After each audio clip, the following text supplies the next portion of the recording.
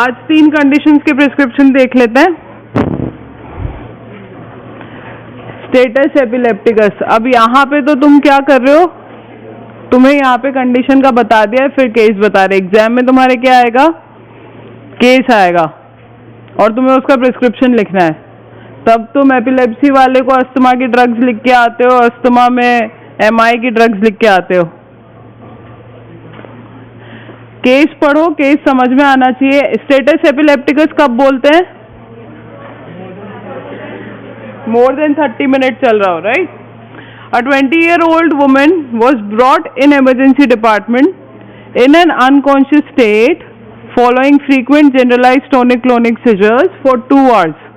ठीक है, she gave a history of headache and high-grade fever for 2 days prior to the onset of seizures. There was no history of seizure or major neurological illness in the past. Examination revealed that she was febrile and comatose. Her blood pressure and respiration were normal. There was no neck stiffness. Hematological investigations were normal. Patient was admitted in neurology and write a prescription for this patient. लोराज़ेपैम। लोराज़ेपैम नहीं तो उसके अलावा क्या दोगे, डायज़ेपैम। वो नहीं तो फॉस्फेनेटॉइन। अच्छा, ये तो हो गया ड्रग्स का। प्रिस्क्रिप्शन लिखा है हमने, ठीक है। प्रिस्क्रिप्शन में सबसे पहले क्या लिखोगे, तुम्हें अपने मैनुअल में क्या लिखना है, केस सिनेरियो लिखना है और प्रिस्क्रिप्शन लिखना है। उसमें किसी को कोई कुछ डाउट तो नहीं है ना। क्वेश्चन लिखोगे और प्रिस्क्रिप्शन लिखोगे। प्रिस्क्रिप्शन में कैसे लिखोगे, सबसे पहले ऊपर डॉक्टर की सारी डिटेल्स, ठीक है, फिर पेशेंट की details, then diagnosis and then come your Rx का फुल फॉर्म कौन बताएगा।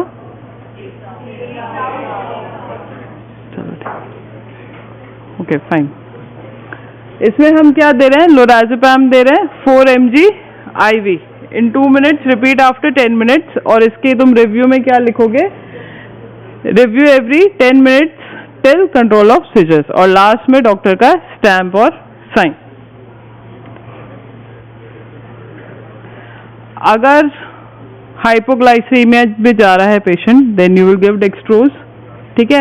ये हमें ध्यान रखना ही है। स्टेटस एपिलेप्टिकस का पेशेंट आया है तो हमें पहले उसके सारे वाइटल साइंस वगैरह रेगुलेट करना है, ये सब तुम्हें पता होना चाहिए, है ना। और रिफ्रैक्टरी केस है, अगर लोराज़ेपैम पे नहीं कर रहा है तो we can give fosphenytoin, phenobarbitone. Within 40 minutes में इन पे नहीं एक्ट कर रहा है तो उसके अलावा हम क्या देते हैं, मिडाजोलैम, प्रोपोफॉल, थायोपेंटोन। आ जाओ आ जाओ आ जाओ, आ रहे हो, बड़ी बात है। Once attack is terminated, start with oral anti epileptic drugs, ठीक है। द अंडरलाइनिंग प्रिस्क्रिप्शन कॉज जो है, जो जिसकी वजह से हो रहा है, वो फिर हम बाद में ट्रीट करेंगे। पहले तो हम वो पेशेंट को नॉर्मल करेंगे, तो उसके लिए हमारा क्या प्रिस्क्रिप्शन है, उसके लिए हमारा ये प्रिस्क्रिप्शन होता है, ठीक है। रिव्यू सॉरी, GTCS में क्या होता है, क्या मेन पॉइंट्स है जो ध्यान रखोगे, क्या होता है पेशेंट को 1 से 2 मिनट तक रहता है। और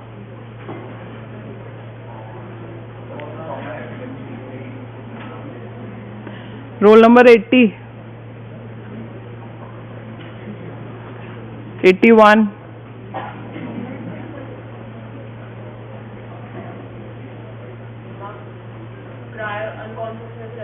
अनकॉन्शियसनेस रहती है, सबसे पहले तो वही है।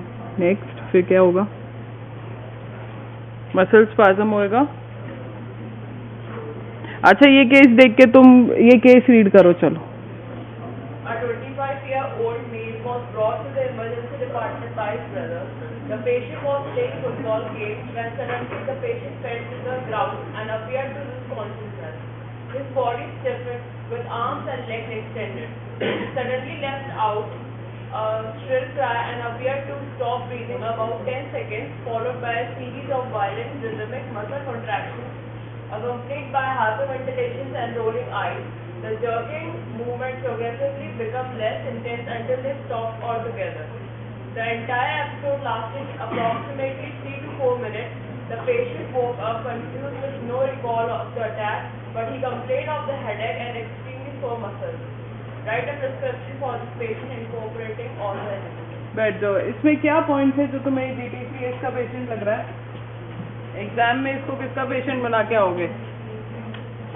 कैसे, क्यों GTCH का क्यों बनाओगे?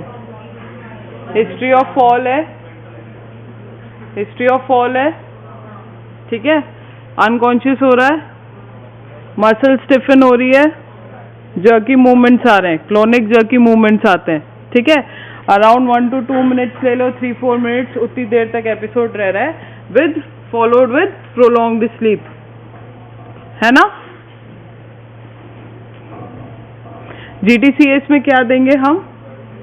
Phenytoin, clobazam, avoid driving vehicles and operating heavy machinery and review after 7 days. This is the prescription for GTCH. अब इसके अंदर मैं तुम्हें सारी ड्रग्स नहीं पढ़ाने बैठूंगी अभी ना, चैप्टर हो चुका है तुम्हारा, कौन से किस क्लास की ड्रग है, कैसे एक्ट कर रही है, कहाँ पे कौन सी देनी है। I am not going with all that.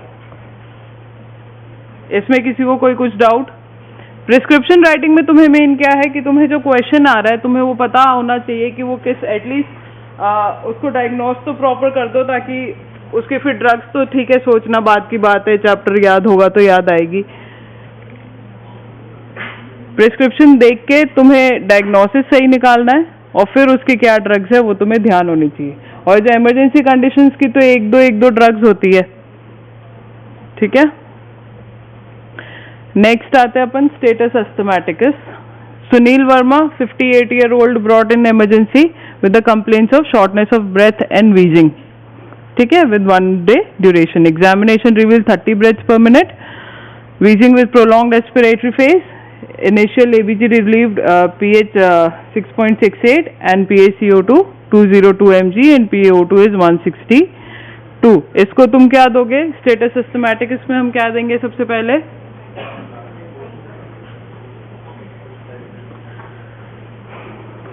Hydrocortisone है, इसमें देख के ही बोल दो यार, सबसे पहले क्या लिखा हुआ है मैंने। हाइड्रोकॉर्टिसोन हेमिसक्सिनेट दे रहे हैं हम 100 mg IV 8 hourly। प्रिस्क्रिप्शन लिख रहे हो, सिर्फ ये लिख के नहीं आओगे, ड्रग mg और कितना दे रहे हैं वो भी, फ्रीक्वेंसी और डोज क्या है वो भी आनी चाहिए। नेबुलाइजेशन दे रहे हैं साल्ब्यूटामॉल एंड इप्राट्रोपियम ब्रोमाइड, कितना दे रहे हैं? 5 mg एंड 0.5 mg। इंजेक्शन देंगे साल्ब्यूटामॉल और टर्बिटुलाइन का 0.4 mg and review the patient every 2 hourly।